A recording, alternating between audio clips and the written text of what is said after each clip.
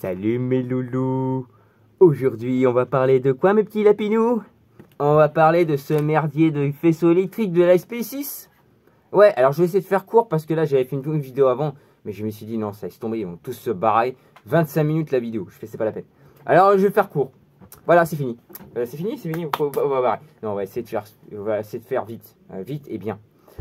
Je vous explique vite fait la base de la bécane. La base de la bécane, quand il l'a vendu, soi-disant un moteur qui marchait, ne marchait pas. Les carters étaient foutus, donc ça c'est poubelle.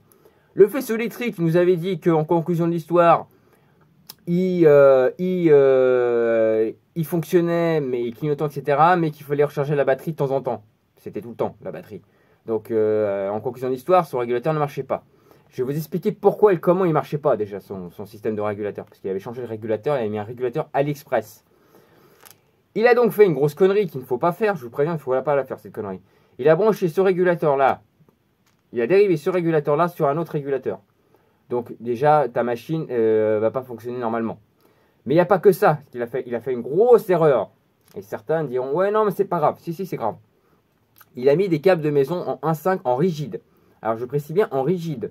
Parce que le câble souple, ça ne pose aucun problème. Mais les rigides, ça pose problème. Parce que l'ampérage de ces câbles n'est pas les mêmes. Je vous explique pourquoi ce n'est pas les mêmes. Parce que des câbles rigides sont beaucoup plus épais.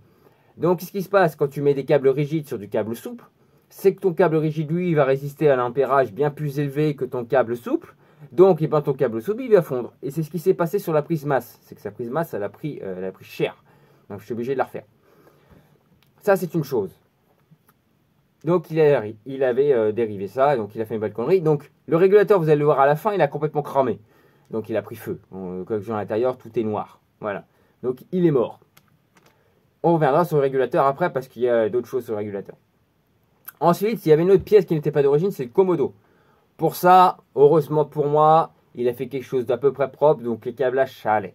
J'ai pris à peu près ces câblages et on est arrivé au même point parce que les codes couleurs ne sont pas les mêmes, vu que le commodo n'est pas le même. Mais bon, hein, tu te refies au même code couleur qu'il y a dessus. Alors, il y a juste l'appel de phare que je n'ai pas mis. D'ailleurs, je pense que oui, je comprends pourquoi il ne marchait pas. Ah ouais, d'accord, il est carrément cassé, j'ai pas fait attention. C'est pour ça que d'ailleurs qu'il déconne. Alors, oui, parce que l'appel de phare, qu'est-ce qu'il me faisait? Bah, il me faisait des courts-circuits. Donc, ça sentait un peu le cramer. Et je comprends parce qu'en fait, il est cassé. Tout simplement, voilà, je viens de m'apercevoir qu'il est cassé. En direct, live. Voilà, donc le commodo n'était pas d'origine. Mais alors le plus gros des problèmes, c'était les clignotants. Parce que les clignotants, eux, ne fonctionnaient pas. Alors au départ, si tu veux, il avait des clignotants dessus, et les clignotants sur sa machine, ils fonctionnaient. Donc je me suis dit, bon attends, il y a un truc qui je pige pas, ça fonctionne sur son truc, je le rebranche sur le faisceau en le refaisant propre, mais ça fonctionne pas. J'avais juste viré son régulateur dégueulasse. Hein, qui était cramé. Donc je me suis dit peut-être que c'est le régulateur cramé qui faisait fonctionner les clignotants. Je sais pas, peut-être. Mais avec moi, ça ne fonctionnait pas. Je voulais pas remettre ces clignotants LED parce que je dis c'était moche déjà pour commencer, puis c'était cassé en plus. Parce que moi, je voulais mettre mes petites ampoules de guirlande de Noël. C'est au janvier, on fait ces guirlandes de Noël parce qu'elles sont géniales ces ampoules. Je vais vous expliquer pourquoi. Comme vous pouvez voir, hop, c'est des ampoules en plus qui se détachent. Donc, tu vois, c'est génial. Tu peux les changer comme tu veux. Et ça coûte que dalle. Et le truc qui se passe, c'est que les clignotants ne clignotaient pas. Et je me suis dit, putain, c'est quoi ce délire? Et là, je m'aperçois que je me dis, il y a un couille. Alors, j'essaie avec les ampoules. Et là, je vois que les clignotants restent fixes. Alors, au départ, j'essaie avec une seule ampoule de chaque côté. L'erreur de ma vie. Parce que c'est là où j'en viens. J'ai le même... Parce qu'il y avait, comme je vous dis, la masse, elle a pris cher. J'avais la même masse pour les deux clignotants arrière. Normalement, tu as une masse pour chaque clignotant. Qui sont reliés à la même masse, tu veux, dans un sens, au point central de la moto. Mais alors, je sais pas, il y a certainement une qui doit déconner. Et en fait, tu veux, l'intensité de la lumière est très, très, très faible. Alors, je me dis, bon, je ne suis pas allé chercher plus loin parce que je dis, je démonte tout le bordel. Donc, je l'ai rebranché sur la même masse, comme ça fonctionne. On se fait pas chier. Voilà, on va au simple, au plus simple. Voilà. Donc, ça, c'est une chose. Mais le clignotant ne clignotait toujours pas. Il restait fixe. Alors, je me suis dit, j'ai commencé à gamberger. J'ai appelé mon pote, etc., monsieur H. Je lui ai dit, écoute, ça casse les couilles. Alors, j'ai dit, soit on laisse comme ça, soit j'essaye un truc. Alors, j'ai essayé avec une petite centrale. Ça ne marchait toujours pas. Ça restait fixe. Je me dis, putain, c'est quoi ce délire? Après, j'ai cru que c'était une centrale, mais c'était un relais, parce que c'était des relais qui ont la même gueule qu'une centrale. C'était malheureusement un relais et une centrale. Donc ça faisait cac cac, c'est tout. Mais j'ai eu de la chance dans l'histoire, parce que c'est là où je veux en venir, c'est que le régulateur, lui, est resté en position ouverte. Parce que ce qui gère votre centrale clignotant sur SP6, c'est celui-là. Alors, sur Instagram, il me dit que c'est 5 points. Non, là, je veux revenir sur SP6, c'est 4 points. Et sur SP6, normalement, la SP6 n'est pas équipée de batterie. Elle est équipée tout simplement juste d'un faisceau simplifié. C'est seule la XPS qui est équipée d'une batterie. Et que l'SPS. Et peut-être la SP6, mais peut-être une deuxième génération. Parce que je crois que j'ai entendu parler de quelqu'un qui avait une batterie. Mais reste à prouver, puisque la mienne n'en avait pas. Celle-là n'en avait pas. Mais c'est le régulateur qui fait l'office de centrale clignotant. Mais c'est là où j'en viens. C'est que je commence à faire, puis je vois de temps en temps, j'ai des faux contacts. Donc de temps en temps, ça se mettait à marcher, puis de temps en temps, plus rien. Donc ça reste toujours fixe. Hein. Je me dis, putain, c'est quoi ce délire? Bon. J'ai refait le câblage. Et à la base, il y avait un truc en plastique, etc. Mais plus ça allait, et moins ça marchait. Et puis un jour, comme ça, plus rien. Puis le lendemain, je sais pas, je restais, ça refonctionne. Je dis, bon, écoute, je vais refaire les câblages, machin, j'ai refait tout. Et là, je vois que ça refonctionne. Bon, je me dis, nickel. C'est là où j'en viens. J'ai eu de la chance, mais une chance inouïe. Parce que sinon, là, je serais encore en train de chercher, tu vois. Je vous explique ce qui s'est passé. C'est qu'ici, vous avez donc le marron et le jaune qui gèrent la centrale clignotant. Donc, le régulateur, lui, qu'est-ce qui s'est passé? C'est qu'il est resté en position ouverte. Donc, ça veut dire que la lumière était donc allumée. Mais qu'est-ce qui se passe s'il est fermé? Parce qu'un relais clignotant, c'est j'ouvre, je ferme, j'ouvre, je ferme, j'ouvre, je ferme. Donc, s'il reste en position ouverte, eh ben, ça reste allumé. Mais s'il reste en position fermée, eh ben, c'est éteint, c'est tout noir. C'est ce qui m'est arrivé aussi sur une bagnole avec les bougies de préchauffage. C'est-à-dire que j'avais un relais, c'est un relais, mais c'est le même principe. Le relais qui restait ouvert, donc je pouvais démarrer, mais ma voiture était en mode défaut. Mais par contre, s'il serait resté fermé, je n'aurais pas pu démarrer la bagnole. Tu vois ce que je veux dire? Donc, tu vois ce que je veux dire? C'est heureusement pour moi que ça restait ouvert, parce que sinon je serais encore en train de chercher. Et donc restait ouvert. Mais je me suis aperçu qu'en faisant mes câblages, que j'avais un tout petit morceau de câble qui était là, tu vois, tout petit, un tout petit morceau de câble qui touchait l'autre. Et j'ai entendu à un moment donné, quand j'ai refait mon truc, parce que j'ai dû faire une fausse manie quelque part, j'ai entendu un petit caquement dans celui-là. Ça fait tac. Comme si tu vois la centrale. J'ai dit tiens super, la centrale va peut-être refonctionner. Non. Il s'est remis en position fermée. Parce que ces deux points qui sont les deux derniers qui sont là, ils sont là pour gérer votre centrale clignotant de votre relais. C'est ça qui gère la centrale clignotant. Et là, je me suis dit, bah, à la base, je me suis dit, bon, j'ai cherché une centrale clignotant, parce qu'au départ, je pensais qu'il avait coupé la centrale clignotant. Je vais me fabriquer une centrale clignotant, parce que je ne savais pas si c'était lui ou pas lui qui faisait ça, mais quand j'ai fait les recherches, c'est bien le régulateur qui faisait la centrale clignotant. J'ai donc cherché partout, j'ai dit, je dois avoir une centrale de Derby quelque part, etc. J'ai cherché, j'ai retrouvé la centrale Derby, mais c'était une 3 points et ça ne fonctionnait pas. Non, je me suis dit, bon, pourtant elle était neuve, mais ça ne fonctionnait pas. J'en avais une autre, Transval, petite, pareil, ça restait fixe. Je me dis, bon, bah là, c'est la centrale, c'est forcément le régulateur qui gère. Je ne comprends pas. Le lendemain, pareil, ça recommence, plus d'ampoule, plus rien. J'ai dit, putain, ça casse les couilles. Je retire un petit peu, et puis chaque fois que je bougeais les câbles, ça refonctionnait. Je me suis dit, putain, c'est quoi ce délire? Et ben, ce tout petit morceau de câble de merde là, et ben, il vient toucher l'autre câble qui est là. Donc, ce qui permettait de laisser la position du relais clignotant ouverte. Eh ben oui, tu laisses ouverte. Mais pour dériver, c'est-à-dire que ton régulateur, lui, bah, il fait plus office de centrale clignotant. Mais pour le dériver, bah, j'ai pris tout simplement, et au départ c'est ce que je voulais mettre, c'est une centrale clignotant. Et en fouillant et en foutant le bordel dans mon atelier, j'ai fini par retrouver une qui payait pas de mine et qui marche. Voilà, nickel.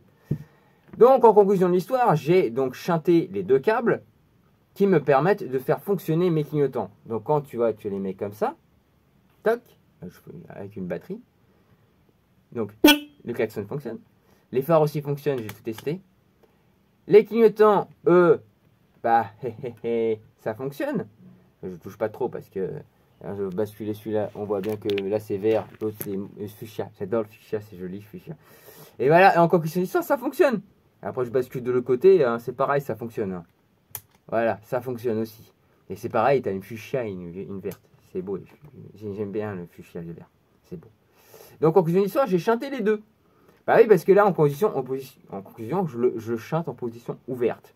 Et c'est lui qui me sert de centrale clignotant. Donc tu vois, bah, mine de rien, c'était un coup de chance. Parce que franchement, je serais encore en train de chercher, comme je vous dis. Ensuite, pour finir, parce qu'on va en finir justement, parce que c'est faire une vidéo plus courte.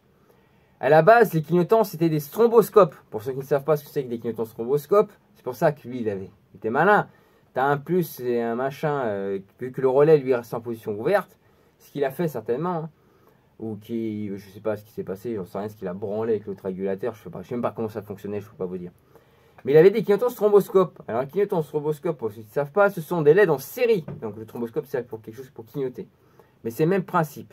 C'est qu'en fait, vous avez, alors ça, c'est une LED normale, vous avez plusieurs séries de LED qui sont donc en série, hein, simplement. Donc, c'est 1, 2, 3, 4. Après, elle recommence à 0, 1, 2, 3, 4. Et forcément, ça fait office de clignotement. Ah voilà, bah oui, c'est con à dire, mais c'est comme ça. Mais ça veut dire que moi, je me suis dit, bah oui, mais vu que quand moi j'ai branché mes simples ampoules, c'était même une simple LED, ça ne fonctionnait pas. Parce que j'étais pas en stromboscope. Eh oui, forcément. Donc ça ne marchait pas. Et c'est grâce à ça donc, que j'ai fini par les faire fonctionner. Entre guillemets, parce que si le régulateur n'était pas mort, ça aurait fonctionné.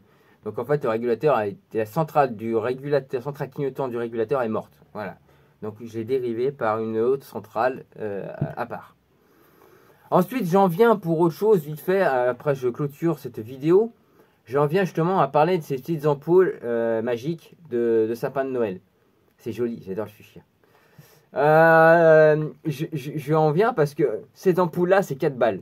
Voilà. Ça coûte 4 euros. Donc, tu en as 1, 2, 3, 4, 5. Voilà. Donc, 5 x 4, ça fait 20 euros. C'est ça. J'avais un doute. Oui, c'est ça. Je suis pas très bon en mathématiques. Mais bon, si, je suis bon en mathématiques parce que j'ai trouvé la réponse. Mais bon, ça fait cher quand même les ampoules. Hein. Vous êtes d'accord avec moi? Donc je me suis dit, bon, hein, c'est le même diamètre que ça. Le même diamètre. Donc je me suis dit, bah, je ne vais pas m'emmerder. Je vais me foutre des ampoules comme ça. Et c'est ce que j'ai fait.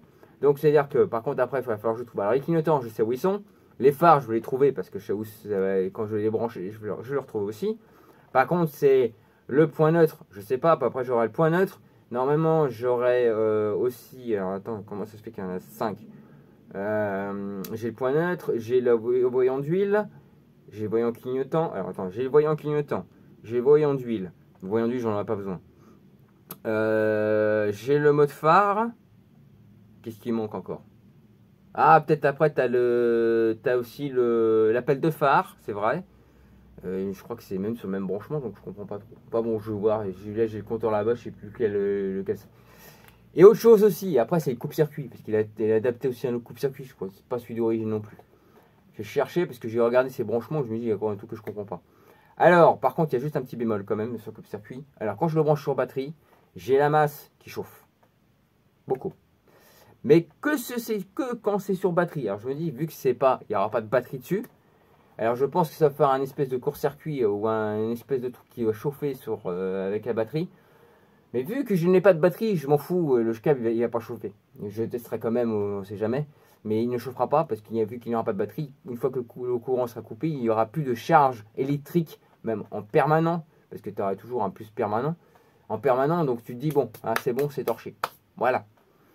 Bah, l'avantage, c'est que je n'aurai pas ce problème-là. Donc je me suis dit, c'est pas grave, j'ai un plus et un moins, j'actionne et je ferme. Voilà, fini, c'est chaud.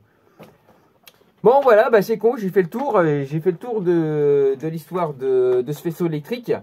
C'était un petit peu laborieux, mais j'y suis arrivé. Maintenant, il me reste encore à acheter l'Écosse et tout le bazar pour finir ce truc. Une fois que le faisceau, lui, sera fini, les carénages, eux, sont finis. Je vous ai garanti, la putain, que ça va être dément, cette machine. Une partie un peu glauque. Vu que j'ai fini le carénage, j'ai fini le faisceau, il faut que je finisse après de monter ce tas de merde de moteur. Et que je le fasse péter sur cette machine. Donc on n'en est pas loin de la fin. Mais surtout, n'oubliez pas, il faut être minimum donc dans les 10. Dans les 10, et il prend minimum 100 GPS chrono. Et sur ce, mes amis, je vous dis à bientôt pour la suite des événements de cette Peugeot XP6. Et je vais juste souligner un petit truc. Encore et encore, un grand merci à vous pour la 103 SPA. A bientôt, bye bye, ciao! prenez soin de vous. Hein. Surtout, prenez soin de vous. Je vous aime tous. Oui, j'adore le fuchsia. C'est beau le fuchsia.